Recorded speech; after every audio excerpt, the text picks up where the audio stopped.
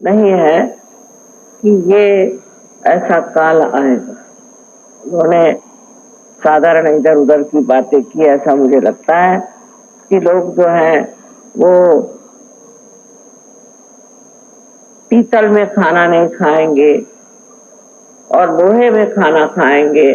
इस प्रकार की बहुत ही औपचारिक मेरे ख्याल से बातें उसमें लिखी होंगी, लेकिन जो दृश्य है जो सामने दिखाई देता है वो बहुत भयावह और बहुत दुखी करने वाला। इसके पीछे में यही कहना चाहिए कि मनुष्य को अपना रास्ता नहीं मिला। बंद करा पंखा बंद करा। और वो कहां से कहां भटक गया, उसको सुख नहीं मिल सकता। इस सुख के खोज में वो गलत चीज के पीछे बढ़, जिसे मृग तृष्णा कहते हैं। इस प्रकार मनुष्य भटकते भटकते घोर अंधकार में घुस गया।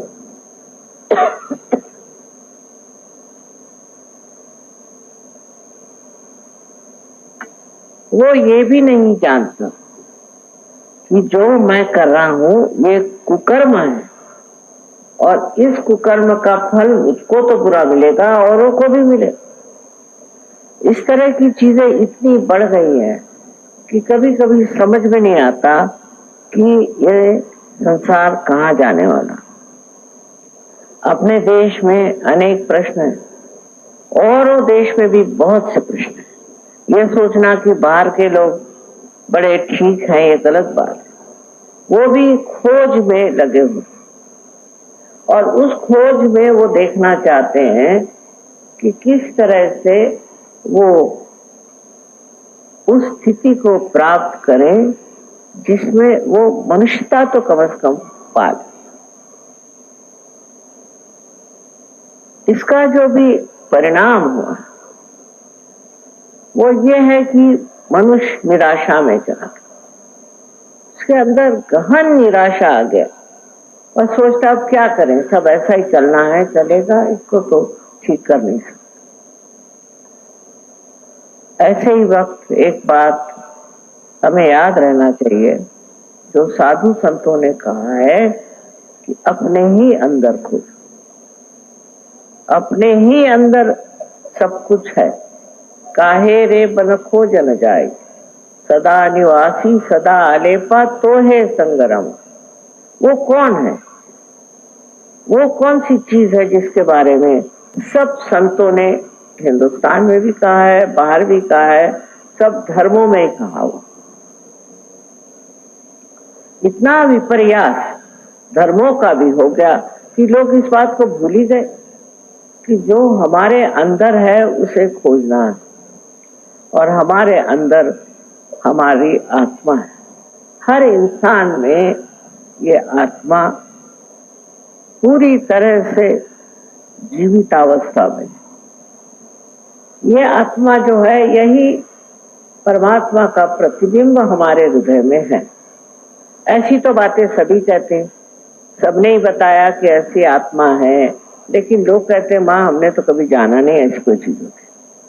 अब आपका समय आ गया इसे जानने का कि हमारी आत्मा, अंतरात्मा क्या चीज है और इस आत्मा को हम किस प्रकार पा सकते हैं। ये आत्मा मानो जैसे अछूती अंदर सब चीज को देख रही है और अपने प्रकाश को भी अपने ही अंदर समेटे हुए है। वो ये भी नहीं करती कि कहीं हम गलत काम कर रहे हैं तो उस गलत काम पे कोई प्रकाश डाले, क्योंकि हम तो अपनी सुबुद्धि को कुबुद्धि बना चुके और हम देख ही नहीं सकते कि हम कोई गलत काम कर रहे हैं। हर तरह का गलत कर्म हम करते हैं और सोचते हैं कि हम तो बहुत अच्छे आदमी। इस प्रकार हमारी सतत विवेक बुद्धि भी खत्म हो। अब इसी आत्मा को पाने की बात है और इस आत्मा को किस प्रकार पाया जा सकता है ये समझना चाहिए। इसी के लिए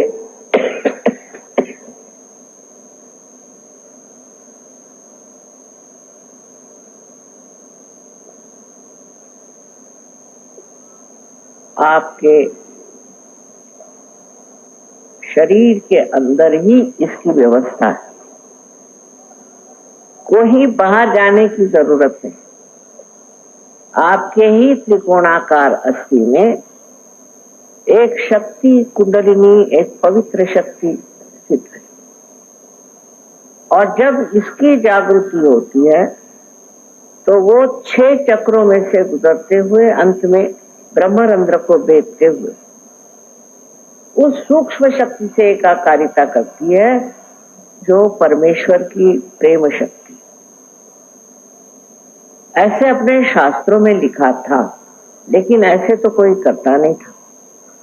अपने देश से बहुत से साधु संत बाहर गए, मेरे ख्याल से मचिंद्रनाथ, गोरखनाथ गए होंगे, क्योंकि बोलीविया में भी वो सब जानते हैं, वो चक्रों के नाम जानते हैं और वो कुंडलिनी के जागरण की बात पूछा। रशिया में भी मैंने देखा, और हर जगह देखती हूँ कि पुरातन जो पेंटिंग्स हैं, जो कुछ भी वहां चित्रकारी है, उसमें सब चक्र बने हुए हैं। आप अगर थोड़ा सफर करें तो आप हैरान हो जाए कि ये सब चीजें इन्होंने कहाँ जानी और कैसे जाना, ये किसने बताया। तो इसमें अपने यहाँ के कोई न कोई संत साधु गए थे, ऐसा बताते, और उन्होंने ये बातें बताई और हम लोगों को भी बताकर चले गए, और हमारे यहाँ भी लिखकर चले गए कि ऐसी कुंडलिनी आपके अंदर है।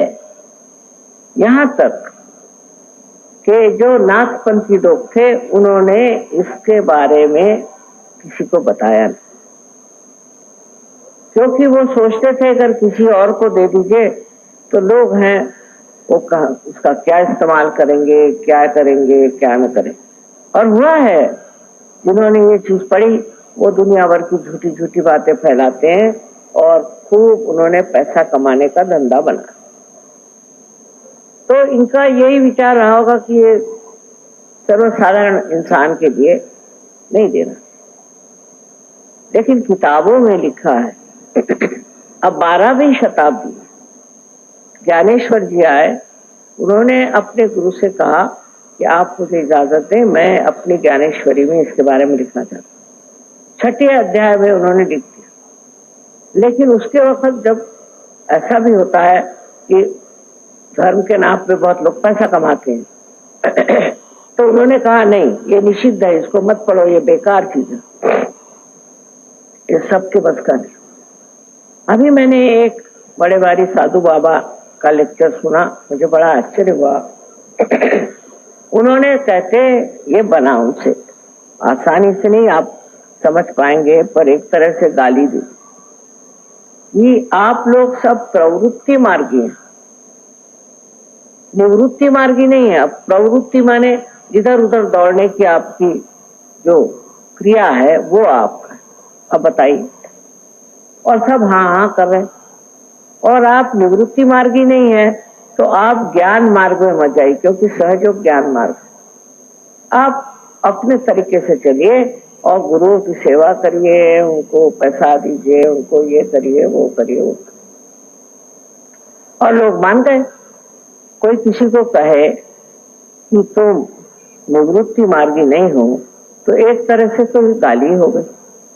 लेकिन किसी को संस्कृत मालूम नहीं, जो बोल रहे हैं ठीक है भाई, कुछ तो उन्होंने बनाया है। और प्रवृत्ति का मतलब है आप अलग अलग चीज की तरफ दौड़ना,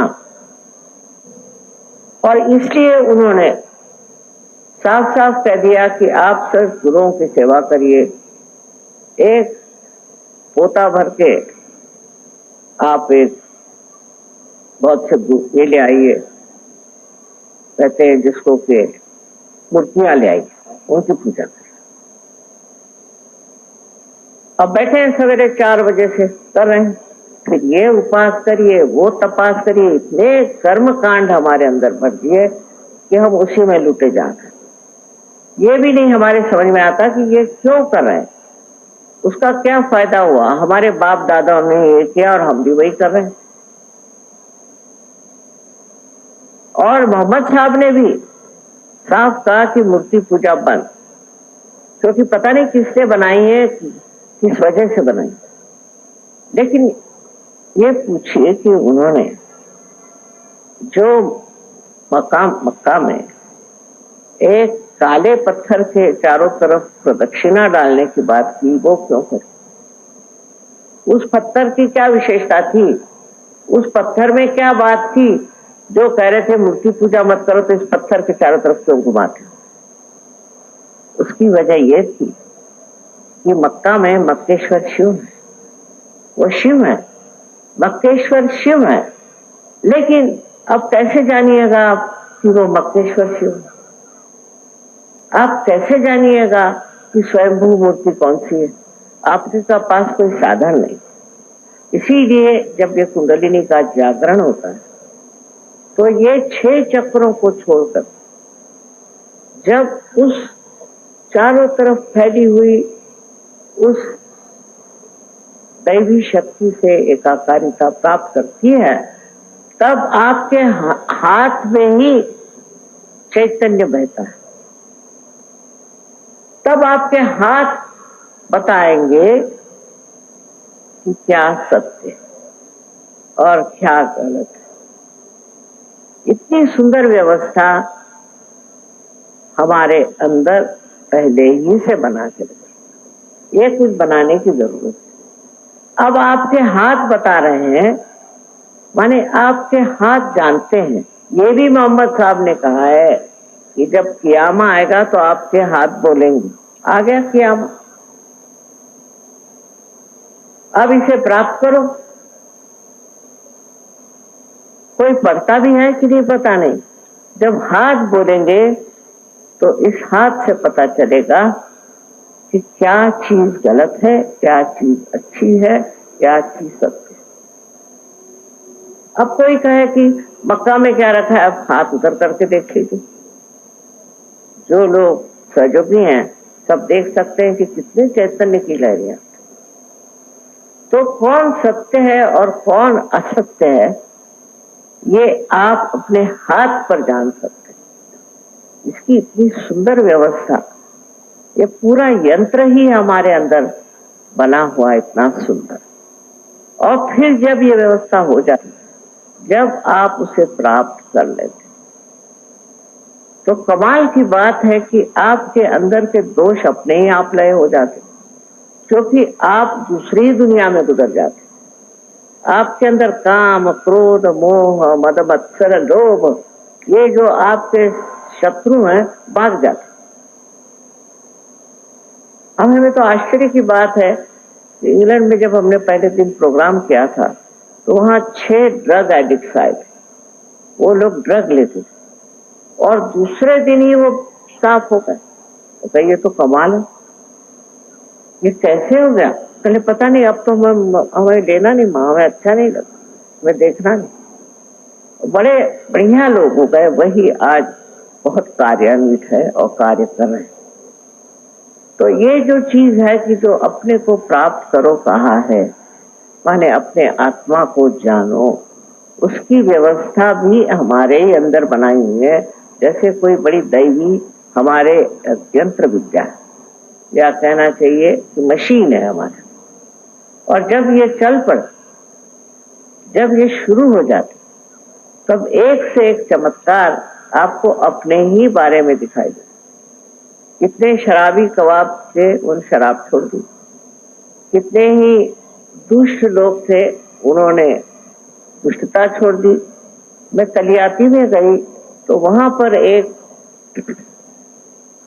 माफिया के मुख्य डॉन, चीफ वन, तो उन्होंने सहयोग ले ली। तो कभी कमाल है, इन्होंने सहयोग कैसे ले गए? पहले माँ वो सहयोगी हो गए, वो आपसे मिलना चाहते। वो आए तो इतने नम्र, बस उन्होंने इतना कहा कि माँ मैंने बहुत गुनाह किए, उनकी मुझे माफी हो जाएगी या नहीं ये बताए। अरे मैंने कहा क्या बात कर, तुमने गुनाह किए वो तो हो गए, भूतकाल में हो गए, पीछे हो गए, आज मैं तुमसे तो बात कर रही हूँ वर्तमान की, और वो बात खत्म हुई, अब वर्तमान में तुम क्या हो, तुम आज कहाँ से कहाँ हो गए हो ये देख लो। फिर उसने इतनी मदद की हम लोगों की, इतनी सराहना करी, और एक तरह से बड़ा आश्चर्य हुआ कि ये किस तरह जो माफिया का सबसे वहां मुख्य आदमी था, उसमें ये बदल कैसे आ गया, वो कैसे इस चीज को मान गया, ये घटित हो गया। उसने कुछ उसको लेक्चर नहीं दिया, कुछ उसको समझाया नहीं, बताया नहीं, ये घटना है। और ये घटना इस कलयुग में होना अत्यावश्यक है, क्योंकि उससे आदमी जो है परिवर्तित हो जाता है, ट्रांसफॉर्म हो जाता है। और जब आदमी परिवर्तित हो जाता है तब वो इतना निखर आता है, इतना सुंदर हो जाता है। आज दुनिया को इस परिवर्तन की जरूरत है, और यही परिवर्तन करना ही हम सोचते हैं आप सब सहयोगियों का कार्य है। मैंने तो जहां तक हुआ यह, मैंने इतने देशों में घूमी फिरी हूँ। अब आप लोगों को चाहिए, जो सहयोग में आए हैं या आने वाले, उनको चाहिए कि और लोगों को बचाएं और उनको इस परिवर्तन में लाएं। बहुत से लोग भटके हुए हैं, यानी परमात्मा के नाम पे भटके हुए, धर्म के नाम पे भटके हुए, किसी भी चीज में भटके हुए हैं। उनको जब आप इस अवस्था में लाएंगे तब आप देखिए उनका रूप कैसे बदल जाता है। अब इतनी सारी यहाँ बत्तियां जल रही हैं, इनका अगर कनेक्शन उसके साथ न हो, मेंस के साथ, तो क्या जल सकती है? इसी प्रकार जब तक हमारा ही संबंध, जैसे कि ये है, इसका संबंध अगर मेंस के साथ नहीं हो तो इसका कोई उपयोग नहीं।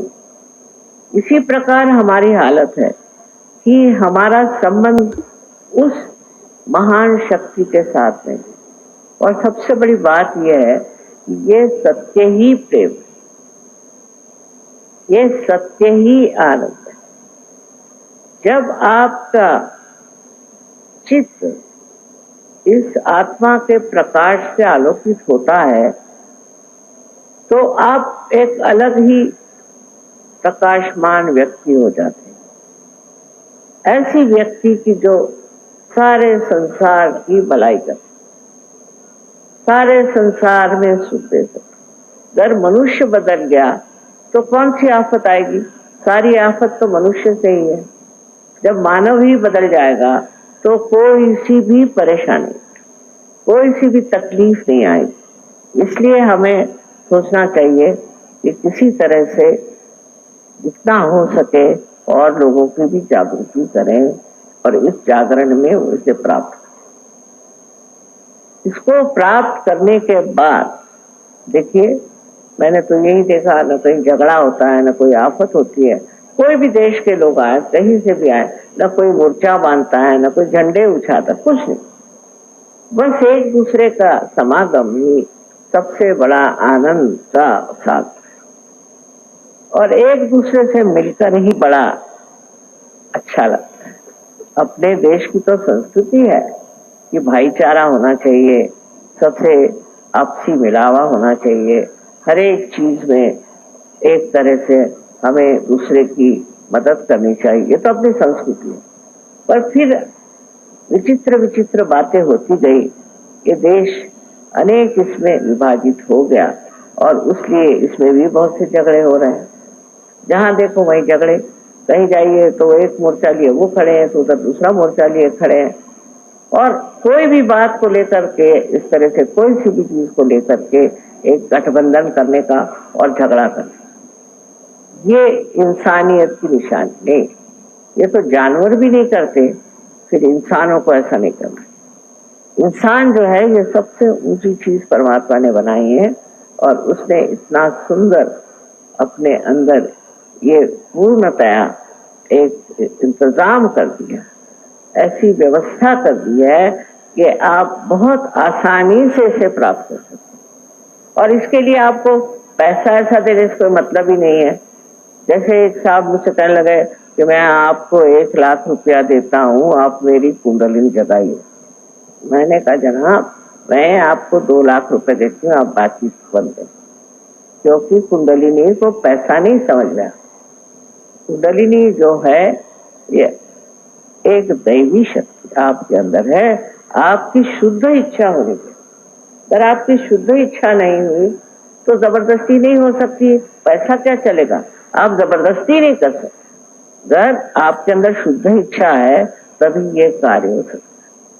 अब हमारी कोई सी भी इच्छा शुद्ध नहीं है। अगर शुद्ध होती तो ये आपका आजकल का जो इकोनॉमिक्स है ये न चलता। इकोनॉमिक्स में क्या है कि आज आपने समझ लीजिए मारो धाड़ करके घर बनाया, उसका कोई संतोष नहीं, फिर आपको मोटर चाहिए, उसका भी कोई संतोष नहीं।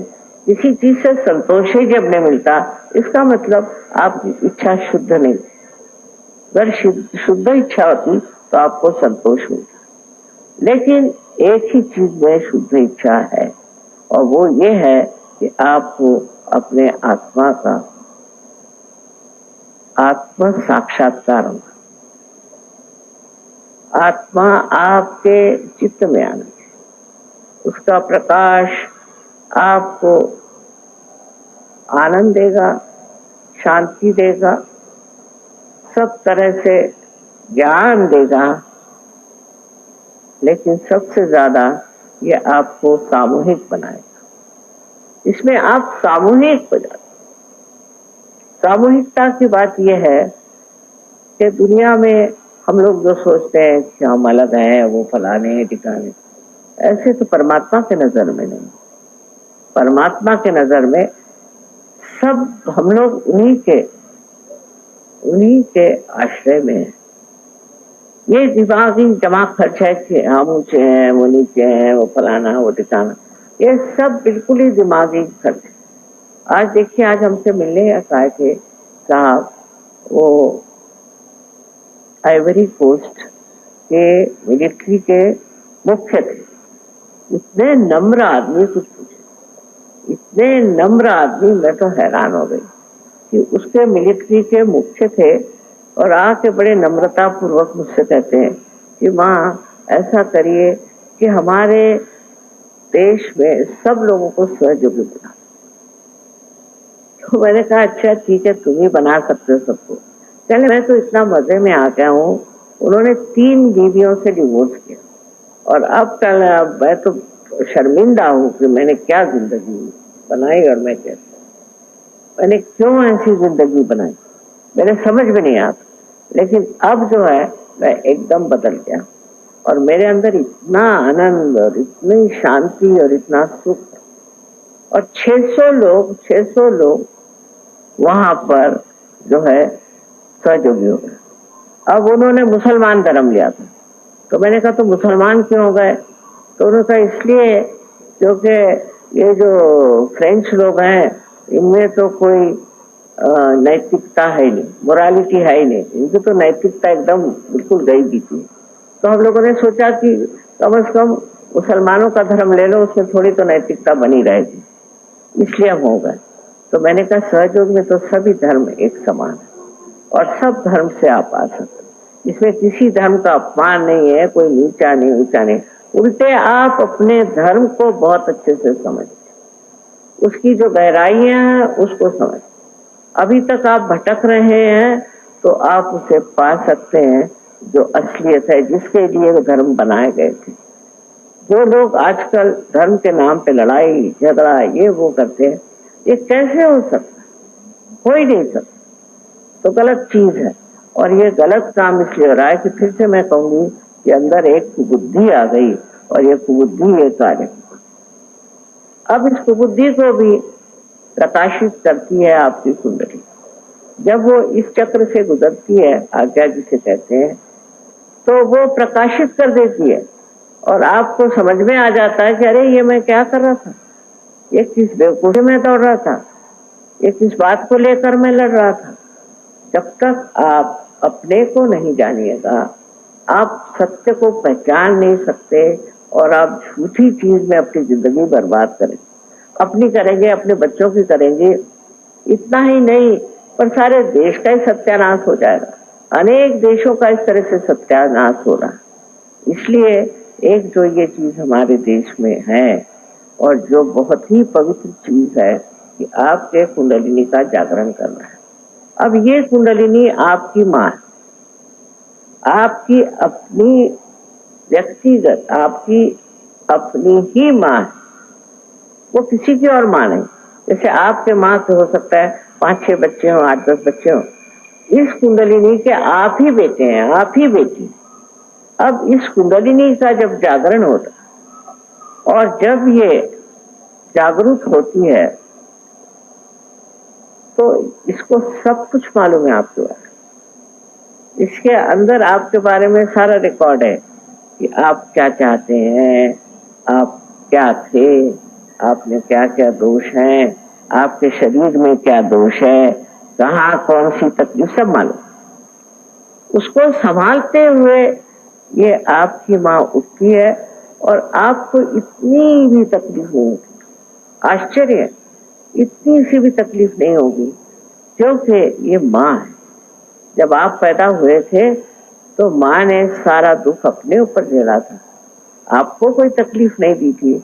उसी प्रकार ये माँ है और जब इसका जागरण होता है तो किसी प्रकार की आपको तकलीफ नहीं होती, कोई परेशानी नहीं होती और आप एकदम कहां से कहां पहुंच जाते। और फिर ये आश्चर्य होता है कि आप ऐसे थे, ये सब आपके अंदर था, इतनी संपदा थी, ये पता ही नहीं था। और हर तरह से आपको फायदा, जैसे शारीरिक, मानसिक, बौद्धिक और आध्यात्मिक, चारों स्तर पे ये चक्र कार्य करते हैं और सब तरह से ये मामला बन जाता है। इसमें शक नहीं कि सहयोग में आने के बाद तंदुरुस्ती अच्छी हो जाती है, सब चीज अच्छा हो जाता है, इतना ही नहीं, लेकिन और जो कुछ सांपत्तिक स्थिति है वो भी लक्ष्मी की कृपा से ठीक हो जाती है। अपने देश में जितने लोग सहयोगी बने हैं अधिकतर, उनकी सबकी सांपत्तिक स्थिति ठीक है, उनका व्यवहार ठीक हो गया, उनके झगड़े खत्म हो गए, सब कुछ, क्योंकि ये शक्ति चारों तरफ विचरण करती, हर जगह विचरण करती और बड़ी कार्यान्वित है। और इस शक्ति के सहारे हमारा बहुत कुछ भला ही नहीं, लेकिन एक विशेष रूप का आदर्श जीवन बच जाता है। ऐसा जीवन किसी से देख सकता है ये क्या एक आदमी है इस तरह का। ऐसे पहले कहते थे एक साधु संतों के लिए, आज तो सहयोग में इतने लोग बैठे हुए और इतने लोग सहज में आए। ये इतने देशों में फैलने का कारण ये है कि सब देशों में एक प्रकार की बड़ी ग्लानि, एक तरह की निराशा और दूसरे बहुत ज्यादा हिंसक वृत्तियां बढ़ गई। तो उसमें जो लोग थे जिन्होंने सोचा ये गलत, तो वो सहज में आए। ऐसे बताते हैं कि 86 देशों में सहयोग फैल गए। हालांकि मैं इतने देशों में तो गई नहीं, सही बात है, पर जैसे बीज उड़ करके जाए जहां भी, वहां पौधा खड़ा हो सकता है, उसी प्रकार सहयोग फैल गया।